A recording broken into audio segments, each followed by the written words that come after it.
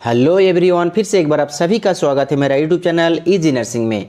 दोस्तों, जैसा कि आप लोग जानते हैं कि इससे पहले MSN 1 MSN 2 child health nursing के अलावा मेंटल हेल्थ नर्सिंग और OBG का भी प्रीवियस क्वेश्चन पेपर को सॉल्व करके उसका वीडियोज अपलोड कर चुका हूं।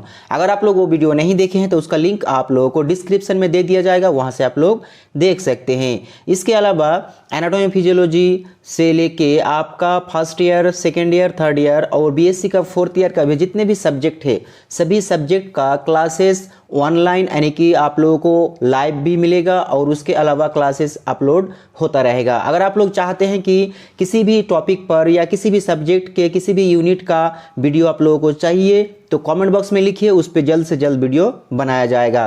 तो चलिए दोस्तों, आज के इस वीडियो में हम लोग 2011 के एनुअल में पूछे गए क्वेश्चन पेपर को एक एक करके सॉल्व करेंगे। देखिए, सबसे पहले यहाँ पे मीनिंग में पूछा गया है विलियम्स ट्यूमर, यानी कि यह एक तरह का ट्यूमर है। इस ट्यूमर को आपका क्या करना है, इस ट्यूमर का मीनिंग यहाँ पे लिखना है। तो इसके लिए आप लोगों को जानना बेहद जरूरी है कि विलियम्स ट्यूमर क्या होता है। तो देखिए, यहाँ पे आप लोगों को दिखाया गया है मीनिंग में, Williams tumour is a malignant tumour of the kidney that mainly affects children, it is also known as nephroblastoma.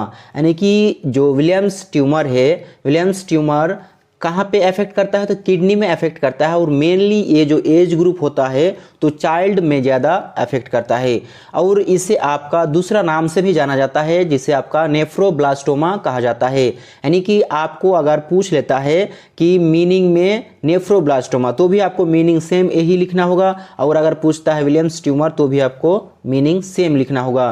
उसके लिए यहाँ पे पहले देखिए राइट साइड में स्ट्रक्चर में आप लोगों को दिखाया गया है। तो किडनी के जो निचला हिस्सा में आप लोग देख रहे हैं ट्यूमर, इसी ट्यूमर को आपका विलियम्स ट्यूमर के नाम से जाना जाता है। उसके बाद यहाँ पे आप लोगों को पूछा गया है हाइपोग्लाइसेमिया।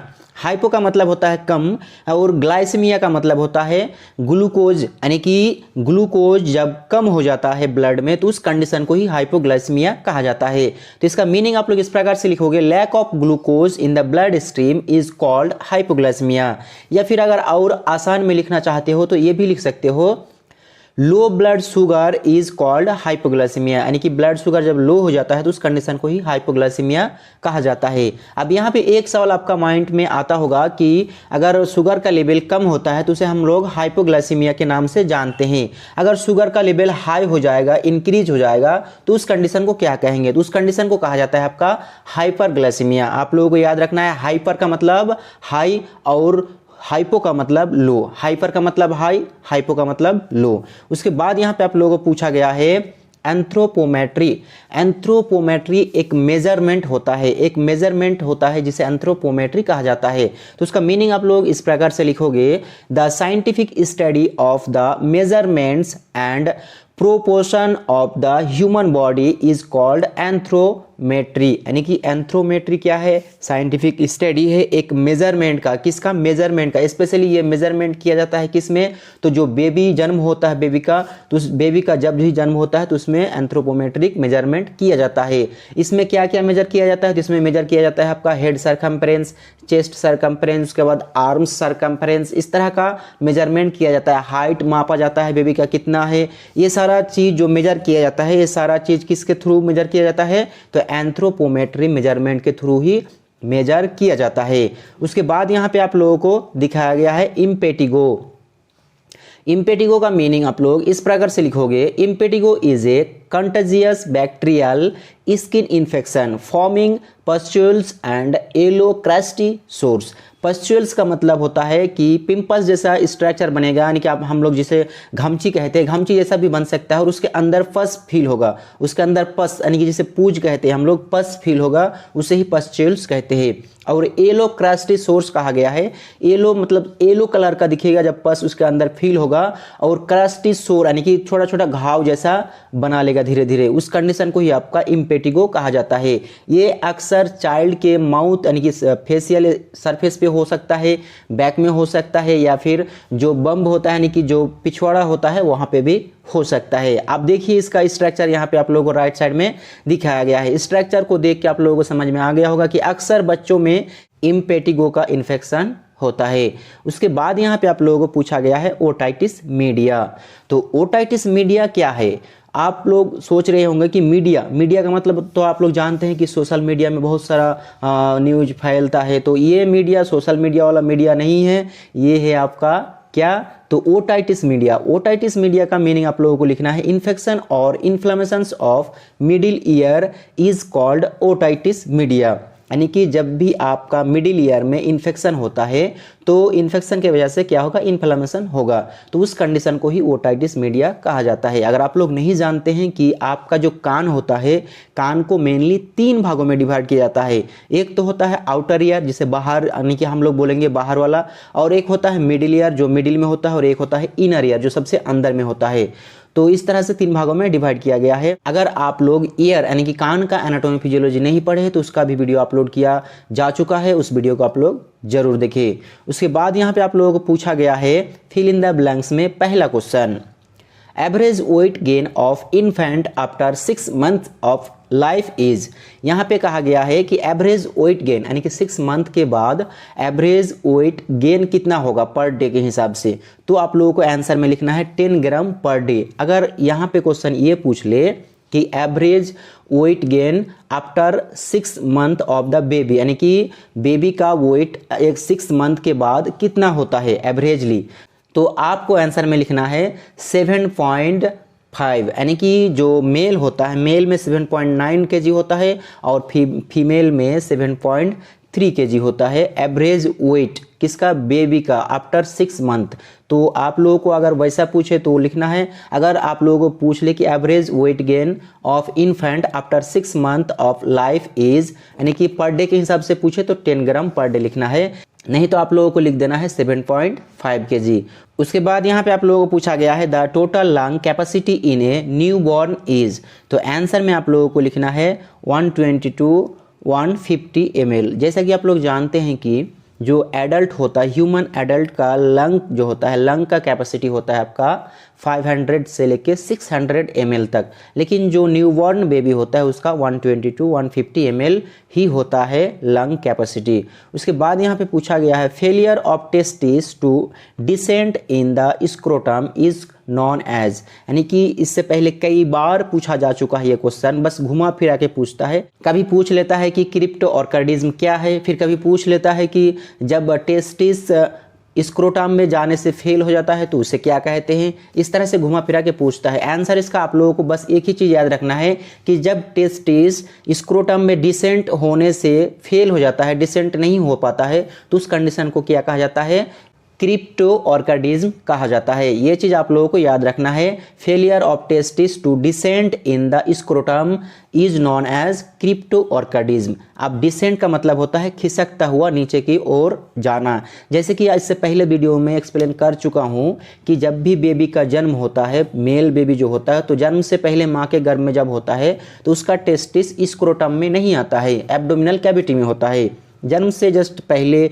या कुछ देर पहले क्या होता है कि वो डिसेंड करके यानी खिसकता हुआ एब्डोमिनल कैविटी से जो इंगुइनल कैविटी होता है, जो इंगुइनल कैनाल होता है, उसके थ्रू नीचे स्क्रोटम में आता है। उस कंडीशन में क्या होता है कि कभी कभी फेल हो जाता है, नीचे की ओर डिसेंट नहीं हो पाता है, क्या होता है कि एब्डोमिनल कैविटी में फंस जाता है किसी भी एबनॉर्मेलिटी के कारण, तो उस कंडीशन को ही आपका क्रिप्टोऑर्किडिज्म कहा जाता है। उसके बाद यहाँ पे आप लोगों को पूछा गया है चूज द करेक्ट आंसर में पहला question, the normal chest circumference in the newborn is, यानी कि इससे पहले जो आप लोग पढ़े हैं, इससे पहले क्वेश्चन में जो आप लोगों को पूछा गया था एंथ्रोपोमेट्री मेजरमेंट, तो उसी में ये जो चेस्ट सरकमफेरेंस होता है इसको मेजर किया जाता है।